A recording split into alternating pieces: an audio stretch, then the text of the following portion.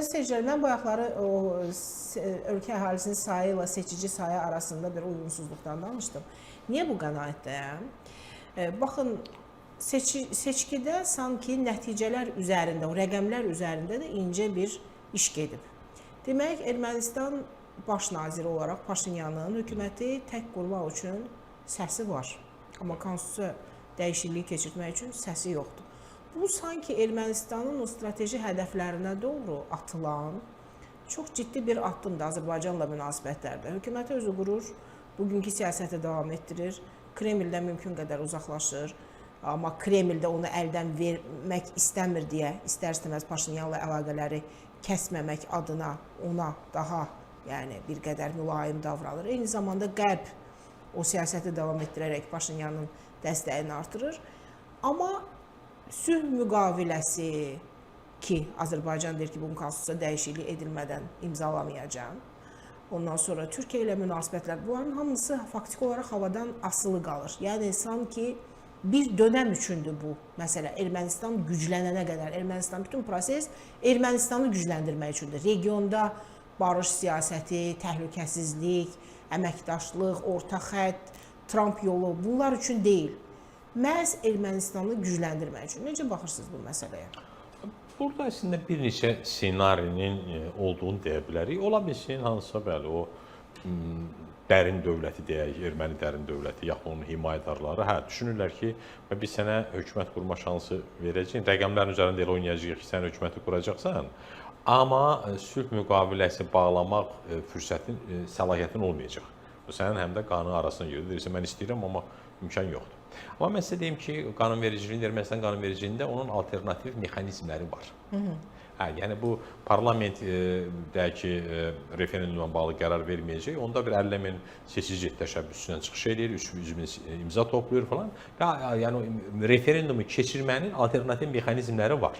Yəni buradan qaçmaq mümkün deyil. Yaxşı, orada 3-2 səs çoxluğu yoxdur, referendum barədə qərar verənmirsən, onda paralel prosedurla bunu et. Bu məsələnin bir tərəfi. Məncə, elə bunların bacardığı buydu. Bacardığı da əslində, məsələn, o Respublika İnstitutunun yerini deyirəm, Amerikanın, orada onun 32% səsi vardı Paşinyan. Amma Paşinyan da burada 49% səs topladı. Hətta dünən 57 də var idi, 55 də var idi, 51 də var idi. Hər halda, bütün anlarda bu kifayət qədər böyük səsdir. Üstə gəl, istənilən adam da nə qədər lap belə xoş xasiyyətli olsun, nə qədər uğurlu olsun, uzun müddət hakimiyyətdə qalanda xalqda da bir şey yaranır ki, dəyişsin, yenilik olsun, adamlar dəyişsin, bu şeylər dəyişsin, obrazlar dəyişsin məsələ.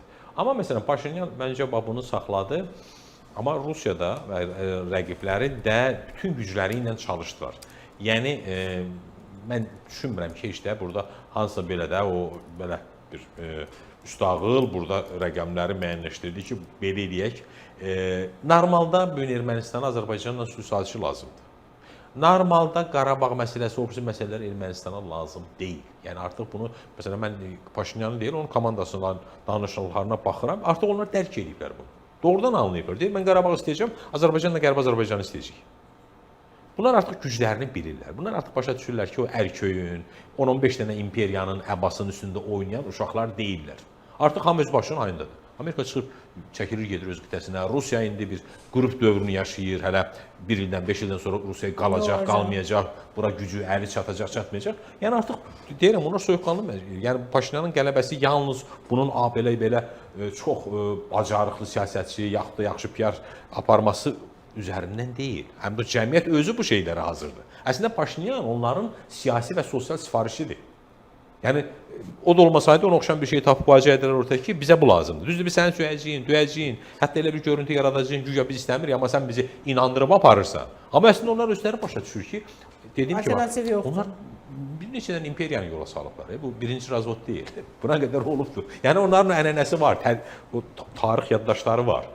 Yenən gücün, əzilən gücün heç vaxt onlar yanında olmurlar.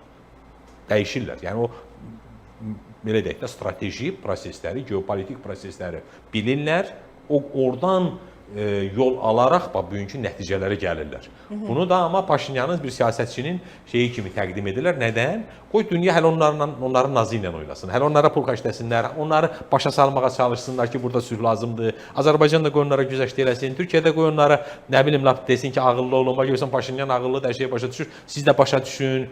Onlar da desinlər yaxşı, bizə biraz kömək eləyin, görək düşünək, bəlkə biz də düzəldik. Amma əslində bunu bilirlər. Zaman onların xeyrinə istəyirlər. Əslində onlar anlayırlar onu. Bunlar özləri bunu eləyirlər, amma bir görüntü yaradırlar ki, bunlar hələ nəyisə anlamırlar. Mən deməyim odur ki, cəmiyyət, bugün erməni cəmiyyəti ilə Paşinyan eyni istiqamətdə gedirlər. Odur. O ki qaldı, ümumiyyətlə, Ermənistanda baş verən hadisələrin, Rusiya ilə o tərəfləri bəlli. Azərbaycanla bağlı məsələsinə və məncə onlar çalışacaqlar. Çalışacaqlar ki, bir sülh sazişi olsun. Bax, burada hətta bəzən bizi biraz belə cığal kimi göstərməyə də çalışırlar ki, biz razıyıq, amma Azərbaycan mütləq bunu istəyir. Paşinyan yəni orada deyə bilir ki, mən görürsünüz, erməni cəmiyyəti hazırlanır, amma hələ tam hazır deyil, bizə zaman verin, yavaş-yavaş falan, biz o referendumu keçirəcəyik. Mən düşünürəm ki, bütün anlarda, yəni bu referendum olandan sonra və yaxud da referendumdan öncə, indi yeri gəlmişən məlumatlar var ki, artıq o barədə hansı təşəbbüslər var. Hətta Trumpın Azərbaycan və Ermənistanı dəvət eləməsi ilə bağlı bilgilər var. Rusiyada son vaxtlar deyirdi ki, gəlin sazişi burada imzalayın. Yəni ola bilər bu da olsun ki, Azərbaycanın desinlər ki, daşı ətəyindən dök. Gəlin öncə sazişi imzalayın, sonra da yavaş-yavaş, yəni Paşinyan onsuz da konstitusiyasını dəyişmək istəyir. Avro-Atlantika gedir. Yəni elə məsələlər var ki, bizli bizsiz eləsin. İndi ola bilsin deyərlər ki, Paşinyan da sifətini saxlamaq üçün gəlin bu sazişi imzalayaq, sonra ona deməsinlər ki, Azərbaycan məcbur elədi, ona görə sən bunu etdin, yaxud da sülh sazişinə görə elədin. Bizim maraqlarımıza uyur bu şərtlər? Yəni maraq belədir də. Çünki Azərbaycan çox prinsipial olaraq deyir axı konstitusiya dəyişməsən. Amma bunlar da deyir ki, yaxud təminatçı dövlətlər, o qarantör dövlətlər deyirlər ki, bütün hallarda o konstitusiya dəyişəcək. Azərbaycana, Türkiyə olan ərazi iddiaları oradan çıxacaq. Sizi narahat edən bu deyil. Biraz tez, biraz gec olacaq. Amma bu sazişin imzalanması artıq Rusiyanın da buradakı o dirənməsini zəiflədir, artıq başa düşür ki, oyunlar bitdi. Yəni Azərbaycan çox hüquqi cəhətdən də çox paradoksal bir məqamdır. Yəni sən bir ölkənin ərazisini iddia edirsən, sonra da bunun sülh müqaviləsi bağlayırsan. İndi o iddia özü də biraz mübahisəlidir. Yəni birbaşa orada yoxdur. Vaxtilə müstəqillik haqqında belə bir şey olubdu, indi o müstəqillik haqqında bunlar əsas kimi qəbul edilir. Yəni bizim əslində haqlıyıq. Yəni hüquq baxımından belə bir şey var. Amma indi bunlar da deyir ki, biz onu birbaşa eləməmişik ki. Biz o sənədə istinad eləmişik. Hətta bir ara dedilər ki, o sənədin biz o maddəsinə deyil, başqa maddələrinə. Yəni onlar da manipulyasiya elədilər, oynadılar. Amma bütün anlarda konkret net bir mövqe olmalıdır ortaya. Bütün anlarda bu deyə bilər ki, gəlin sülh sazişini də imzalayaq. Bu da aradan çıxsın. Münasibətlər onsuz da düzəlir. Mən də referendum eləyəcəm. Konstitusiyanı hazırlayım, həm də cəmiyyəti də biraz hazırlayım.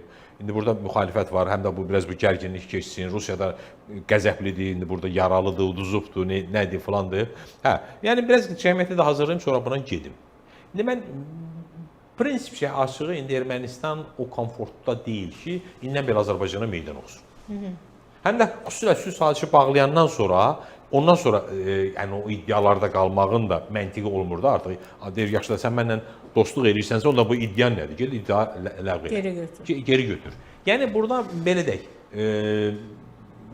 Yəni bu həll oluna bilər. Hətta bunların yeri dəyişə də bilər və burada mahiyyət dəyişmir. Prinsipcə, yəni bu ən azından o qarantör dövlət deyir ki, bütün hallarda konstitusiya dəyişəcək. Sadəcə olaraq indi bu dar macalda bunları, çünki hələ erməni cəmiyyəti də hələ biraz işlənməlidir falan, hələ Rusiya onları neyniyir, Paşinyana qarşı PR var falan var. Gəlin sazişi imzalayın. Yəni Rusiya bir şəkildə bu prosesə özünü də qoşa bilərmi? Yəni Rusiyanın da buna bir şansı imkanı. Çünki Rusiya nə istəyir? Rusiya deyir ki, Qafqazda heç bir proses mənsiz olmasın. Hətta mövqelərini itirsə belə sona qədər dirənişini göstərir. Biz Azərbaycanda bunu çox açıq şəkildə görürük. Yəni bütün hallarda Azərbaycan arxa çevirir Rusiyaya, Rusiya elə çiynini fırladır Azərbaycan kimi mənə də var. Məsələ budur. Aycan xanım, bizim yaddaşımız var, amma tarix yaddaşımız, amma onun üzərindən çoxlu küləklər əsib. Son 200 ildə biz müstəmləkə xalqıyıq. Ona görə bəzi anlayışlara biraz agah deyilik, vaqif deyilik. İmperiyalar dünyanı bölüşdürüblər. Vaxtilə bu coğrafiya Rusiyanın işğal zonası olubdur. Başqa dövlətlər də qəbul edib. Amerikada, hətta 91-ci ildə belə Amerika qəbul edib ki, 30 il ərzində keçmiş Sovet Respublikası sənindir. Get oranı sən idarə elə, amma mənim də iqtisadi maraqlarımı nəzərə al. Mən də gələcəm, BP də gələcək, o da gələcək, bu da gələcək, Chevron da gələcək. Amma icazə veririk, orada hakimiyyətləri sən dəyiş. Kim istəyirsən çıxar, kim istəyirsən qoy. Mən etiraz edəcəyəm, mən insan haqlarından danışacağam, nağıllar danışacağam, mən cəmiyyətlə işləyəcəm. Amma hakimiyyətlə bağlı səndir. Yəni Rusiya bu baxımdan hələ çıxmayıb postsovet məkanından, özümüzü aldatmayaq. Biraz az, biraz çox. O faiz nisbəti var. Məsələn, Ermənistandan böyük ola bilsin ki, artıq Rusiya bir 60% çıxdı. Bəlkə də bu seçkidən sonra bu qalxacaq 70%, 80%. Amma elə 30%, 20% var. Yəni o yavaş-yavaş çəkilir, birdən-birə çəkilmir. Birdən imperiya özü dağılarsa, bir Rusiya dövlətçiliyi dağılarsa, o necə ki, Birinci Dünya Savaşından sonra Rusiya imperiyası dağıldı, hələ Bolşeviklər də zəif idi. Bax, onda birdən-birə bütün o hər şey çökdü. Bax, elə bir şey olursa çökər. Yox, bunlar nəzərə alsaq ki, SSR-ni də belə planlı olaraq özləri demontaj elədi.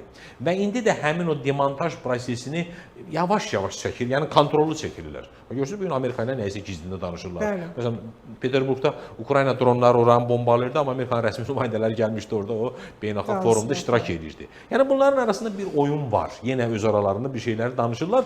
Amma başqa şey ki, hər fürsət düşdükcə Rusiya deyirlər ki, dünən döyündü, bu gün də böyündü. Sən dünən gücün burada çatırdı, artıq indi çatmır. Çəkil. Çəkilməsən mən səni məcbur eləyəcəm. Bunu biraz yaxşı olarsa belə xoşluqla çəkiləsən. Yəni bax, ona görə də bunlar hələ Güney Qafqazdan tam çəkilmək, çıxmaq istəmirlər. Görürsünüz, müqavimət göstərə-göstərə. Hətta belə deyək də, yenə baxsaq o siyasi PR baxımdan, Karapetyandır, Köçəryandır. Lap bəlkə Rusiya özü onu belə güdaza verir. Deyir, get vuruş. Qoy sənin üzəri söysünlər, səni lap ifşa eləsinlər, amma mən orada dirəşirəm. Ən azı sizin simanızda mənim artıq parlamentə gücüm var. Yəni mən birdən-birə qoyub çıxmıram. Bu gün 50 ola bilir ki, bu günlər 51%-dir Paşinyanda, yaxud da qərb yönümlü sosial elektorat falan, yəni dövlətin istiqaməti. Bu sabah 60 olacaq, bir gün 70 olacaq. Amma bu hələ dirəşir. Hələ bir 30%-ni, 40%-ni saxlayır, onun üzərindən bazarlıq edir. Yəni, belə deyək də, bölüşdürülmüş dünyadan bu hələ öz payından belə xoşluqla imtina eləmir. Sadəcə olaraq resursları çatmır. Bunun alətləri zəifdir, kütdür. Bunun siyasət, məsələn, onlar özü daha ağıllı işləyirlər. Ruslar orada pul paylayan hamı bilir. Amma o birisi tərəf nə edir, heç işini bilmir. Deməli, o daha ağıllı işləyir, daha səliqəli işləyir, texnoloji baxımdan daha yüksəkdir. Yəni, buna görə də əslində bu mücadilə var.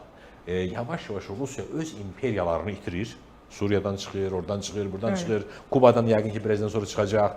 Yəqin ki, birazdan Güney Qafqazdan çıxacaq. Amma buradan dirəşə-dirəşə gedir. Yəni, mübarizə apara-apara. Ona görə də bəli, bunun resursları var. O cümlədən bizdə də var. Türkistanda da var. Bəzən elə müəmmalı şeylər baş verir. Və sonra başa düşsən ki, hələ o, belə deyək də, onun alətləri var. Hələ o idarə etmədə onun ağırlığı var, gücü var, təsiri var. Yəni, biz hələ bir parlamenti yeniləyə bilmirik. Deməli, o gücü var. Ermənistanda biraz açıq belə deyək, artıq simaları bilirsiniz necə dəyişir. O qədər yeni adamlar tapılır ki, zamanında nə deyim, verbavat deyim, nə deyim, yəni. Ələ alıblar, ələ aldıqları insanların indi övladlarını işlədirlər.